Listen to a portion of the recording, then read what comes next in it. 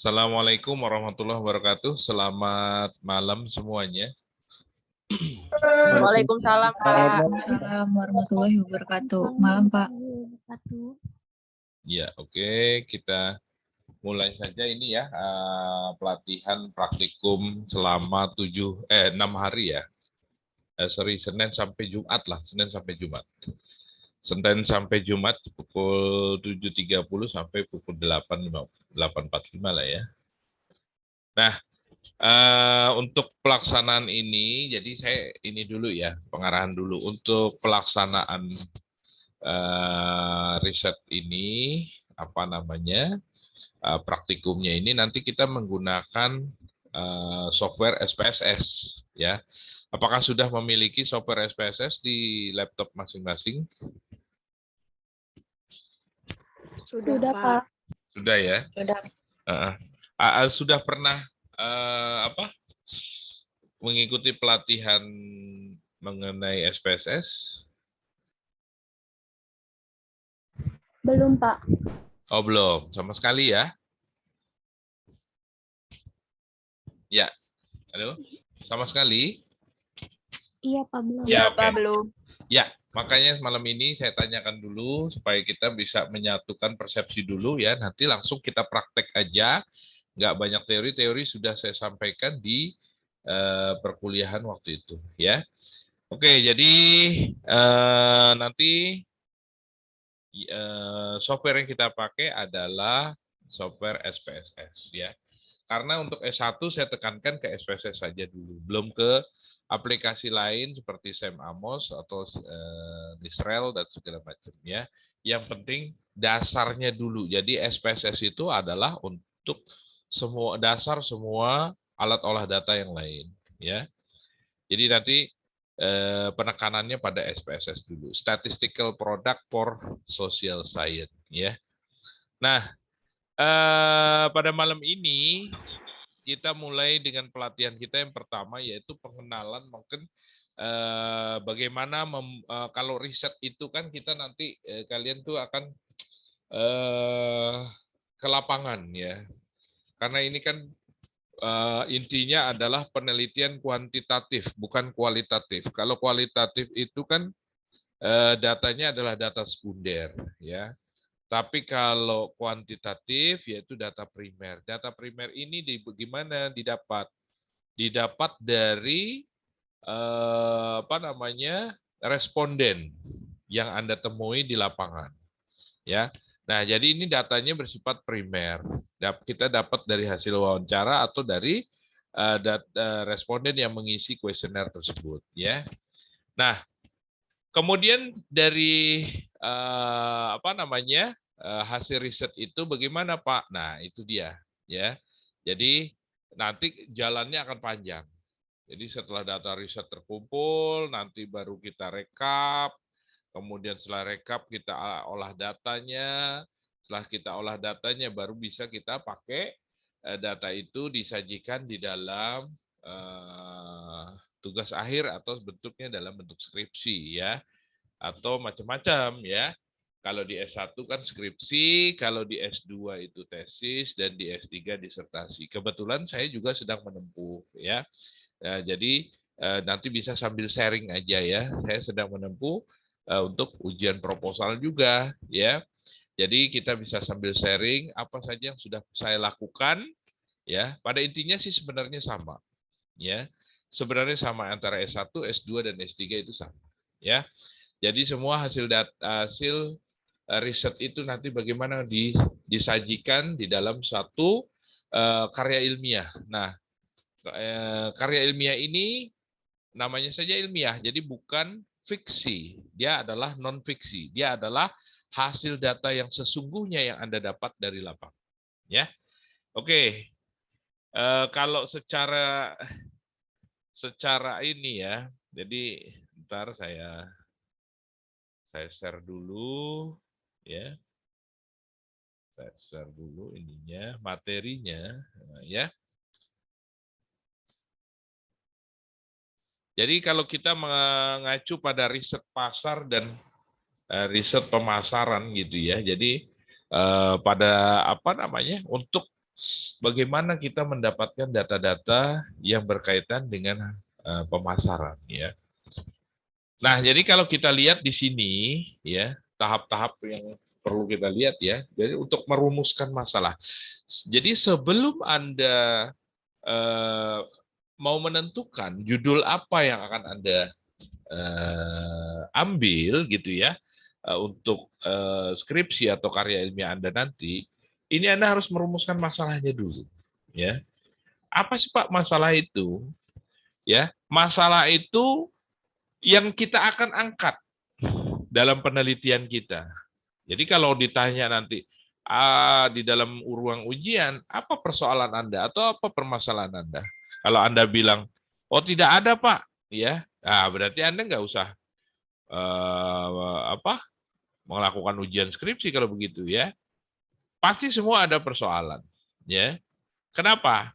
Ya, karena inti persoalan itulah yang akan kita teliti, ya kan gitu, ya. Kita mau meneliti misalnya, kenapa air laut itu asin? Nah, tentu kan itu ada persoalan. Persoalan apa? Persoalan air laut yang asin itu. Nah, itu yang kita mau teliti. Atau misalnya Anda tahu di suatu daerah, kenapa, ya, yang baru-baru ini saja Giant bangkrut, sedangkan Superindo masih struggle, misalnya seperti itu. Nah, itu kan perlu Anda teliti. Apa sih yang menyebabkan seperti itu?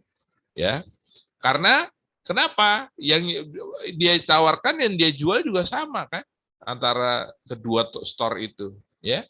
Tapi kenapa ada yang satu yang bangkrut dan ada yang satu yang survive gitu, struggle, ya. Nah, seperti itu. Nah, ini tentunya itu menjadi bahan-bahan nanti untuk persoalan di dalam penelitian Anda, ya. Nah, mohon maaf ya, saya tidak memperkenalkan diri lagi karena sudah kenal semua ya.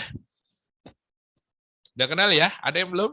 Iya Pak, udah kenal. Sudah, Ya, Pak. makanya saya nggak ngomong ini lagi, nggak basa-basi langsung bagaimana kenalan lagi. Nah, jadi kita langsung aja. Oke, karena materinya padat ya. Dalam 7 hari nanti di akhir pertemuan nanti.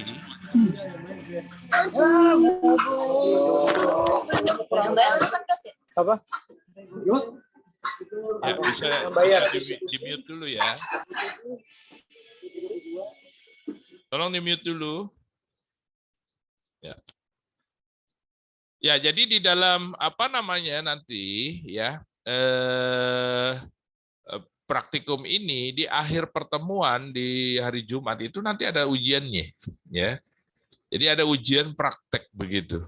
Praktek bagaimana Anda mengolah data menggunakan SPSS. Kemudian Anda sajikan seperti itu, ya. Nanti saya bagi penugasannya. Setelah nanti ya, setelah ya Kamis lah saya udah bisa berikan tugasnya. Oke, sekarang kita lanjut dulu ya. Jadi pertama harus ada perumusan masalah. Nah, masalah itu yang tadi saya bilang ya, kan kita nggak mungkin nggak ada masalah. Jadi misalnya permasalahan kita adalah ingin menentukan besarnya biaya yang akan digunakan untuk promosi atau iklan. Nah, misalnya di dalam pemasaran hanya seperti itu saja ya, nggak jauh-jauh dari 4P ya, atau ya 7P ya, bauran pemasaran atau bauran promosi ya, seperti itu. Nah, ini kita ajukan. Bagaimana? Kita pikirkan dulu apa ini. Jadi jangan Anda langsung riset gitu. Salah. Jadi Anda tentukan dulu apa sih yang mau Anda lakukan, riset Anda ini tentang apa gitu ya. Jadi semuanya itu harus ada niatan gitu. Ya. Ada niat apa? Saya mau ngajuin ini, saya mau meneliti mengenai ini. Nah itu, ya. Jadi itu pentingnya kita harus perumusan masalah. Kemudian yang kedua adalah menentukan desain riset. Ya, desain riset itu apa? Penentuan desain riset biasanya didasarkan pada parameter yang akan diambil untuk menghasilkan sebuah kesimpulan tertentu. Ya. Nah jadi hasil dari penelitian Anda tentunya nanti akan menghasilkan ya temuan baru yang bisa Anda publikasikan begitu untuk kemaslahatan orang banyak ya atau masyarakat atau untuk diri Anda sendiri ya seperti itu. Kemudian yang ketiga menentukan desain riset. Apa desain riset yang perlu gitu ya kita pakai. Desain riset ini dalam hal ini adalah jenis penelitian kita. Apakah penelitian kita itu nanti penelitian data primer atau data sekunder yang tadi saya sampaikan. Maksudnya apakah kita akan melakukan penelitian menggunakan penelitian kuantitatif yang berdasarkan angka-angka ya atau kualitatif yang berdasarkan data sekunder yang didapat dari studi literatur maupun data-data yang sudah ada ya di tempat-tempat yang mungkin Anda bisa ambil dari tempat lain gitu ya, tempat institusi-institusi yang berkaitan dengan persoalan atau permasalahan yang akan Anda angkat menjadi penelitian Anda. Seperti itu. Ya. Kemudian yang keempat mengambil sampel. Ya. Sampel dan mengumpulkan data di lapangan. Nah, pengambilan sampel dan mengumpulkan data di lapangan inilah yang disebut riset. Ya. Nah, riset ini tentunya kalau di dalam penelitian kuantitatif, apa alatnya? Alatnya adalah kuesioner. Ya. Kuesioner itu alat Anda untuk mengumpulkan data di lapangan. Ibarat orang perang, kuesioner itu adalah senjatanya, ya, yang Anda bawa ke medan perang. Nah, itu untuk mengumpulkan data di lapangan, ya. Bagaimana mencegah data itu bukan data invalid atau data bodong, ya? Karena data invalid atau data bodong tidak dapat dipakai untuk penulisan karya ilmiah. Hasilnya akan jelek, ya. Hasilnya tidak akan sama, tidak akan sesuai harapan kita, ya. Begitu. Nah, makanya ini karya ilmiah ini yang sebentar lagi akan Anda laksanakan nanti ya. Untuk penulisan skripsi tentu sangat penting gitu ya. Nah, kemudian yang kelima, melakukan analisis dan interpretasi data. Ini yang disebut olah data. Ya. Bisa mulai dari editing, coding, tabulasi, analisa statistik, dan interpretasi data. Data yang diolah inilah yang akan memberikan petunjuk pada kesimpulan yang akan Anda ambil. Ya, oke. Nah, yang keenam, ya, yang keenam ini adalah menyusun laporan riset. Ini adalah langkah terakhir dari satu riset. Jadi disusun. Setelah data itu sudah terkumpul, kemudian diolah, ya, maka kita susun menjadi suatu karya ilmiah, ya, yang tadi intinya adalah yang bisa bermanfaat untuk orang banyak. Nah, laporan riset pasar bisa berupa laporan hasil, kesimpulan, serta rekomendasi penelitian diberikan pada pihak peneliti.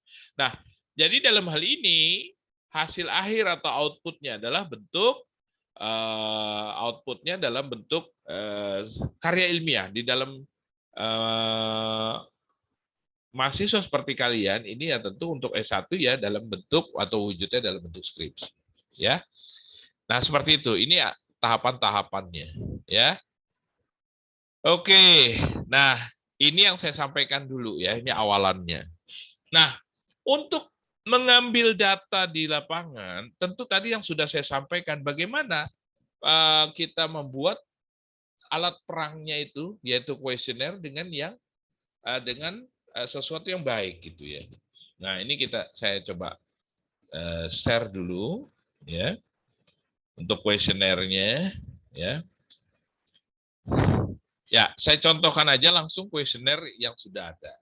Nah, untuk membuat kuesioner ini kita tentukan tadi, ya, apa persoalan yang akan Anda ambil tadi kan, gitu ya. Jadi apa sih tadi yang mau Anda angkat sebagai riset Anda? Nah ini, ya. Misalnya nih, saya coba ambil, ya. Judul seperti ini, ya dia berupa persamaan linear sebenarnya. Jadi kalau dulu itu kan, ini saya contohkan dulu ya, ini saya kebawahin dulu. Nah, ini jadi memenuhi persamaan riset, misalnya persamaan linier seperti ini, Y sama dengan ya A plus ya B X gitu ya. Atau B kecil aja, B X. Nah, kalau dulu hasil penelitian kita untuk S1 ini masih boleh seperti ini ya. Satu variabel terikat, ya ini variabel terikat kan, Y-nya ini ya. Ini variabel terikat ya. Dan satu variabel bebas. Nah, dulu 5 tahun yang lalu masih dibolehkan. Ini namanya menggunakan analisis regresi sederhana. Tapi sekarang sudah tidak boleh. Ya. Jadi 4 tahun terakhir di Ubara itu sudah kita menggunakan paling tidak ya. Ini ada apa namanya? Nah ini sudah masih ada yang gabung. Ya, ini B. Kemudian di sini B lagi X. Nah, di sini kita ini X1, ini X2, bahkan ya sekarang seperti ini. Jadi tidak boleh satu lagi. At least 2 atau 3 gitu. Ya. X3. Nah, jadi seperti ini. Ini harus memenuhi persamaan seperti ini. Ya. Nah, Y-nya ini tadi variabel terikat gitu ya. Kemudian A-nya ini adalah konstanta, B-nya ini adalah koefisien. Nah, X1, X2, X3 ini variabel bebasnya. Nah, sekarang kita analisa coba dalam kuesioner yang ada di depan kalian ini, di layar kalian. Jadi kalau kita lihat strategi penerapan mutu pelayanan, brand image, dan word of mouth communication terhadap minat melanjutkan studi pada Fakultas Ekonomi Universitas Bhayangkara Jakarta Raya. Nah, sekarang kita lihat, kita cari dulu mana itu X1-nya. Ya. Jadi X1-nya ini adalah mutu pelayanan. Nah, ini mutu pelayanan, ini X1. Ya. Ini X1-nya. Kemudian brand image atau citra merek bahasa Indonesianya. Ya. Ini adalah X2-nya. Ya. Kemudian word of mouth ya, communication. Nah, ini adalah apa X3-nya. Jadi ini X1, X2, X3 ya. Gitu. Kemudian mana Y-nya? Nah, Y-nya ini ya. Nah, di sini nih Y-nya ini minat melanjutkan studi. Ini Y-nya. Ya. Nah, jadi kalau ini memenuhi persamaan linear seperti ini. Ya. Jadi X1, X2, X3 terhadap Y. Nah, ini untuk SPSS masih kita menggunakan seperti ini. Satu Y-nya, X-nya bisa lebih dari 1. Ya. Tapi kalau nanti, ini untuk hanya untuk SPSS, untuk S1 dulu ya. Jadi kalau nanti S2 bisa kalian nanti menggunakan SEM Amos. Nah, kalau SEM Amos nanti sudah menggunakan variabel Y-nya ada 2. Yaitu Y yang satunya adalah Y intervening, Y2-nya adalah variabel eksogennya nanti ya. Nah, itu nanti beda ya pengukurannya.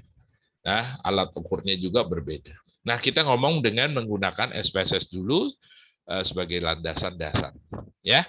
Nah, sampai sini bisa dipahami untuk mengetahui mana variabel-variabelnya. Paham, Pak. Oke. Ya, berarti udah paham ya. Jadi ini variabel-variabelnya. Jadi perpaduan antara variabel terikat ya dengan variabel bebas. Independent variabel dan independent variabel. Nah, ini yang disebut persoalan di dalam penelitian kita. Ya. Kita mau tahu mengenai apa sih? Mengenai mutu pelayanan, ya. Mutu pelayanan, citra merek atau brand image, komunikasi dari mulut ke mulut. Nah, mana yang berpengaruh terhadap minat melanjutkan studi? Nah, gitu. Tempat risetnya yaitu di FEB, misalnya Universitas Bhayangkara. Ya, studi kasusnya siapa? Mahasiswa Prodi Manajemen angkatan 2018-2019 misalnya. Ya, jadi yang kamu ambil adalah sampelnya adalah sampel penentuan secara apa? Metode sampling apa yang nanti akan kamu angkat ya. Metode sampling itu banyak sekali ya. Ada sampling jenuh, ada sampling accidental sampling, ada ya macam-macam banyak ya. Nanti bisa saya sampaikan di pertemuan besok lah misalnya ya. Jadi biar kita tahu dulu mana ini. Kamu mengambil datanya dengan tipe yang mana ya. Nah, jadi kalau dari sini, dari judul ini kita sudah bisa tahu apa yang akan kita angkat menjadi satu persoalan. Nah, ini nanti sudah gampang kita akan membuat kuesionernya, ya. Nah, kuesioner ini dibuat dari indikator-indikator tiap variabel. Ya, indikator variabelnya ya jadi indikator dari variabel mutu pelayanan apa saja ya. Kalian nanti bisa cari di buku-buku pemasaran atau di googling ya. Kemudian citra merek apa saja indikatornya. WOM, word of mouth apa saja indikatornya. Dan Y-nya di sini minat lanjutan studi apa saja indikatornya. Nah, dari indikator inilah nanti kita masukkan ke dalam daftar pertanyaan seperti ini yang menggunakan skala Likert ya. Nah, ini namanya skala daftar kuesioner yang menggunakan skala Likert. Mana skala Likertnya? Skala Likert itu yang ini. Sangat setuju, setuju, ragu-ragu, tidak setuju, sangat tidak setuju.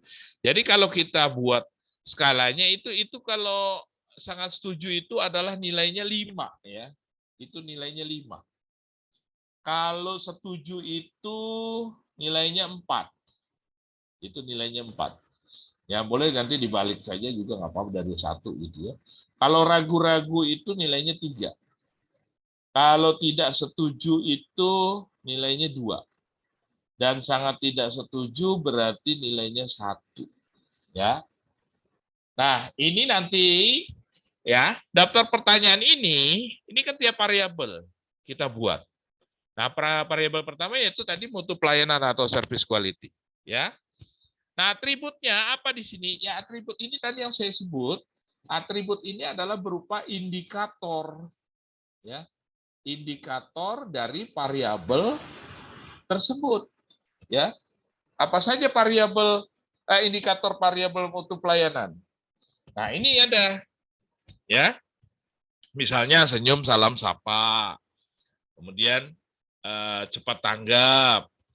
Kemudian ada konsisten terhadap pelayanan, kemampuan pelayanan, dan juga peduli dan care atau peduli menjaga hubungan baik ya. Nah, jadi ini nanti indikatornya bisa kalian cari. Nah, jadi dibuat pertanyaan. Pertanyaan yang kalian buat pun di dalam setiap variabel dalam kuesioner ini tidak boleh panjang-panjang. Ya, tidak boleh banyak-banyak. Misalnya satu variabel kalian buat di sini variabel mutu pelayanan kalian buat 10 pertanyaan. Kemudian variabel citra merek kalian buat 10 pertanyaan. Kalian variabel 3-nya, variabel word amount-nya kalian bikin 20 pertanyaan. Lah, udah berapa? Ya. Orang yang mengisi pun tentu akan jenuh, ya. Nah, jangan sampai si responden atau orang yang akan Anda suruh mengisi itu jenuh mengisinya. Kenapa? Kalau dia jenuh, dia tentu akan menjawab asal-asalan, ya. Nah, kalau sudah asal-asalan nanti hasilnya pun akan asal-asalan atau menjadi data yang tidak valid, ya. Data yang bodong yang tidak dapat dipakai untuk suatu karya ilmiah, gitu. Nah, nanti Anda akan kerepotan sendiri. Anda akan harus mengulang riset penyebaran kuesioner itu di lapangan, Mas. Anda harus ulang lagi. Nah, itu kan butuh waktu, butuh tenaga. Ya, kalau orangnya ada lagi, kalau nggak ada ya kan sulit lagi kita mengumpulkan orang-orang seperti itu. Ya, jadi intinya kita menjalankan sekali itu bisa langsung tuntas, gitu ya. Nah, jadi seperti itu. Ya. Jadi nanti buat pertanyaan ini sesingkat mungkin. Misalnya kita buat setiap variabel hanya 5. Tapi dari 5 itu sudah terwakili apa-apa yang kita akan ketahui ya dari variabel tersebut melalui indikator-indikator variabel yang sudah Anda tentukan sebelumnya. Ya. Nah, jadi misalnya nanti kalau Anda buat ini 5, setiap variabel 5 kan hanya sedikit ya. Dia ada 4, berarti kan cuma 20 ya. 4 variabel berarti 20, hanya 20 orang responden hanya mengisi 20 ya. Dan mengisinya kan juga nanti akan checklist salah satu ya.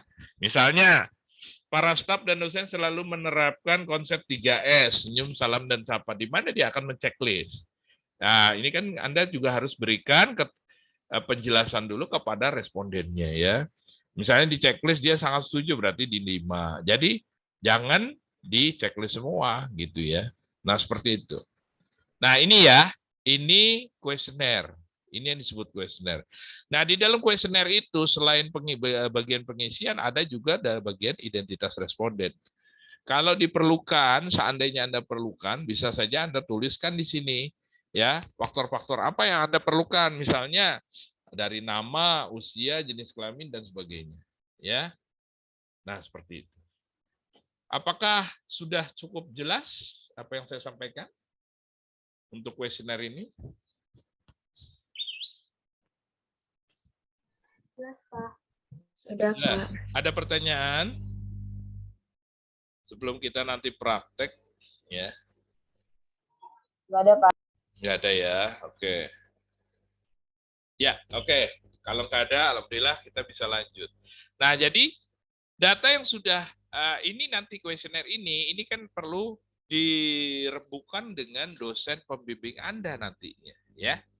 Nah, dosen pembimbing Anda ini tentu akan mengarahkan, ya, bagaimana cara pembuatan kuesioner ini, gitu ya. Nah, setelah kuesioner ini sudah bagus, sudah benar, gitu ya.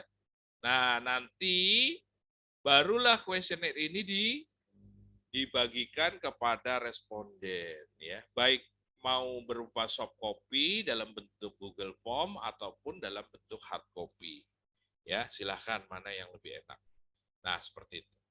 Nah, setelah dapat ini kan kuesioner ini akan dibagikan kepada responden yang dalam jumlah banyak gitu ya di lapangan. Biasanya data responden itu bukan hanya 10-20 orang, tapi at least minimal 50 ya.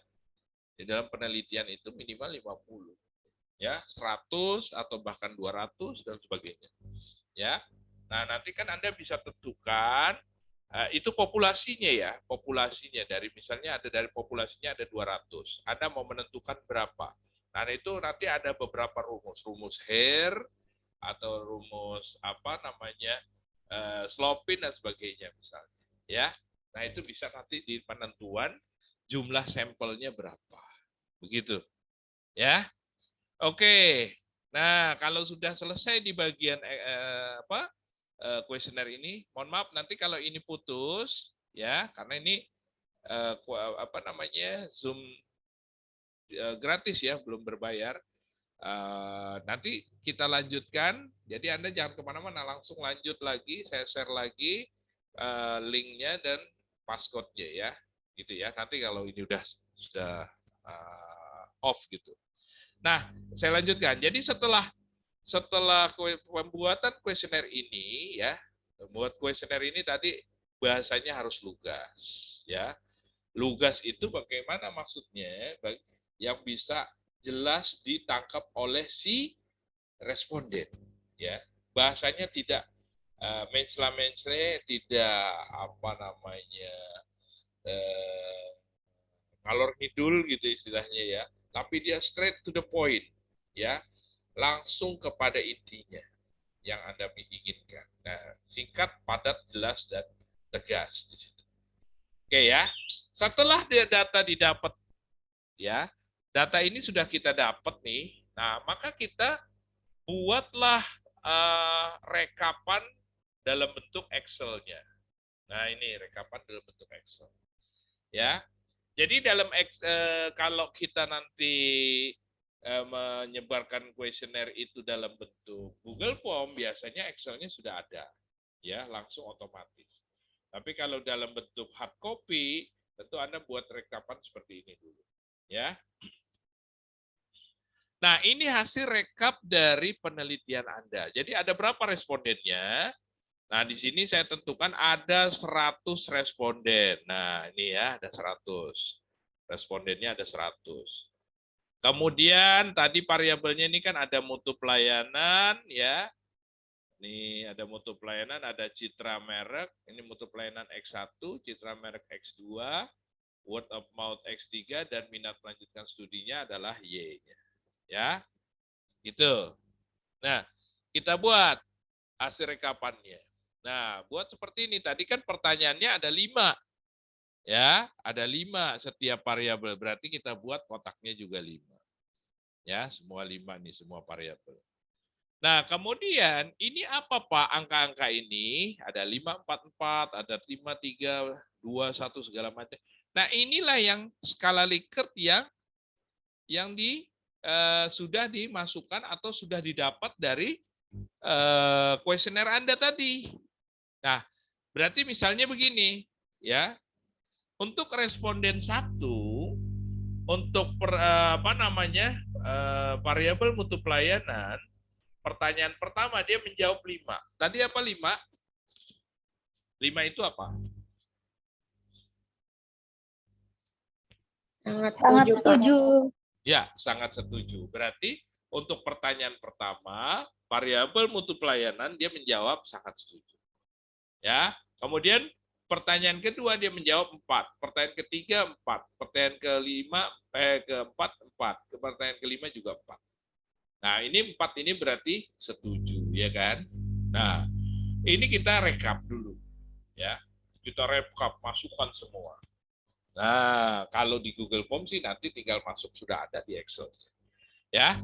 Nah, kita buat dalam Excel itu maksudnya supaya memudahkan kita. Nah, kita buat jumlahnya di sini. Ini adalah jumlah tiap variabel ini. Ya.